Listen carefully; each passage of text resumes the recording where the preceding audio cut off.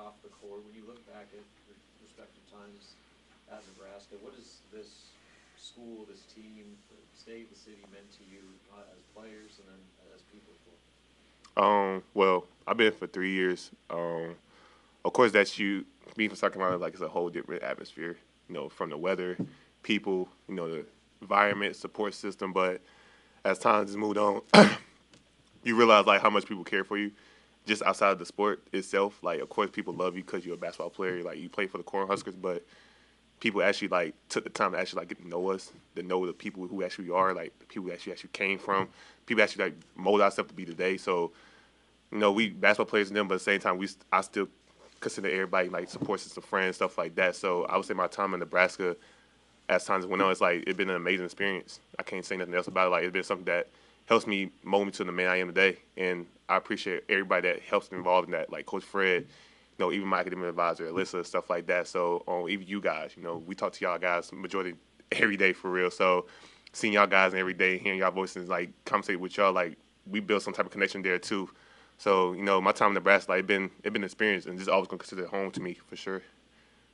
I say pretty similar. I mean, it's different. Nebraska's different coming from the South, but in 2 short years, you know, a place has kind of been singed into my heart where I'm gonna remember this place forever. Remember everything it's done for me. Remember all the experiences, um, the fans. I mean, running out, the smoke, them being loud and cheering. Never been in a stadium that sells out every game or that gets as loud as the Vault.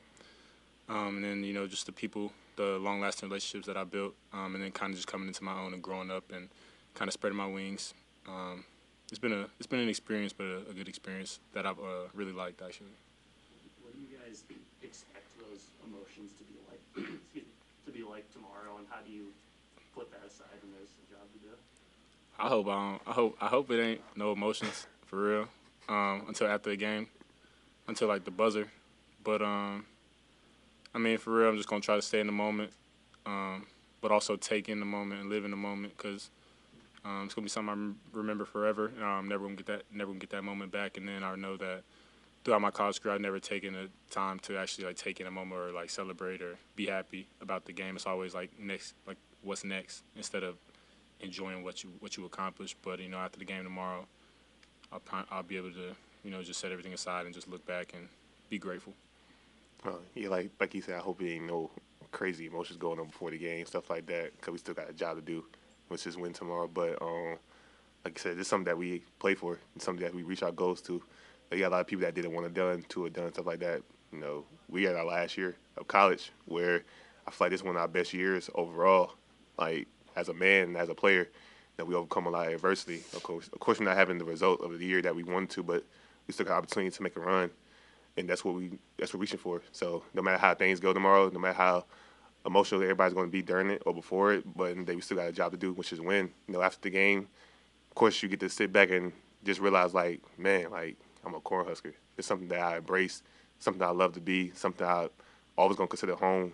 And I'm pretty sure a lot of people it's grateful for me and Brice to even come back here, stuff like that for last year. So, I'm just gonna say thank you to everybody, to stay in Nebraska, just for bringing me in, just loving me for who I am, and just embracing me out all the aspects for sure. So, tomorrow's gonna be a big day for a lot of people, but at the same time, it's still gonna be one hell of a day for Nebraska sports for sure.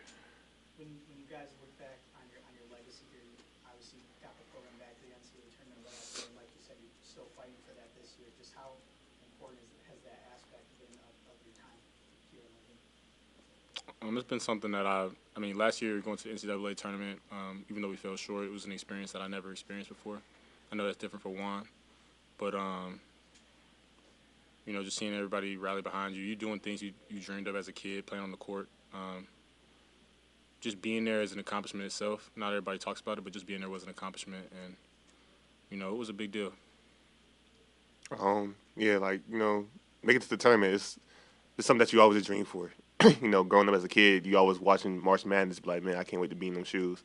And last year was one of the first times in many years that Nebraska got in them shoes again. And like Bryce said, we fell short, but just seeing how happy everybody was just to get there, like just seeing the environment of Memphis, like you couldn't tell me you couldn't see no other thing but this red in Memphis for sure. Like just the facility that we was playing in was just packed out. You would thought we still back as a PBA, but just to feel how everybody joy of just seeing us make it there. Just imagine us just winning that first game. It's gonna be like a whole parade going on. So that's what we ready for. That's what just to cut them ties for sure. Like we know we could get there, but just giving them that hump just to win that first game, it's gonna be something special. To where once they win that first game, I feel like anything could happen at that point. Anything's gonna sky the limit. So I feel like when we win that first game in the tournament and we get there, it's gonna be amazing. I can't wait for sure. Juwan, a while back, Fred said if you had told him when you first got here that you'd be one of kind of the main voices on a team, and he's not sure he would have believed you. How have you? I guess what's gone into that development for you of being more of a talker, being more of a vocal guy? Just trust my teammates. I would say growth for sure. Without these guys, I would never be comfortable just to be myself. That person who got to talk for sure. Like, I would say I would get courtesy to all my teammates, to let me just be myself. Like, you don't got no guys who actually, back talking and stuff like that when I'm actually, like, trying to lead them. Because at the day, we all got the same job, which is win basketball games here. So, me using my voice is not me to, down somebody or get on somebody. But, like, I'm actually here to help people because I know a lot of people help me, too. So, I can understand why Fred said he wouldn't believe me, like, my first year here because I wasn't that type of dude to even, correct somebody over use my voice. But over the time, he trusted me, and, that's one thing that I needed. I just need somebody to trust me. Of course, there came a time that I did not want to talk, but it's no days that I can not go out and practice and have a bad practice but not talk. I can have a bad practice, but just a bad practice in silence is a worst day for me. So, that's one person I could say that trusted me and believed in me, according to the team and other coaches too. But him trusting me now in my last year is something that I'm actually blessed for. Because at the end of the day, I can use my voice not only in basketball, but I use my voice outside of basketball. It's like I go to a kids game or something like that, or go somewhere in public. I can also just be comfortable just to speak to somebody about basketball. I know every time somebody asks me a question, it's about basketball. So I'm actually comfortable doing that. So I would definitely say thank you to Fred to just even trust me to build my voice to what it is today.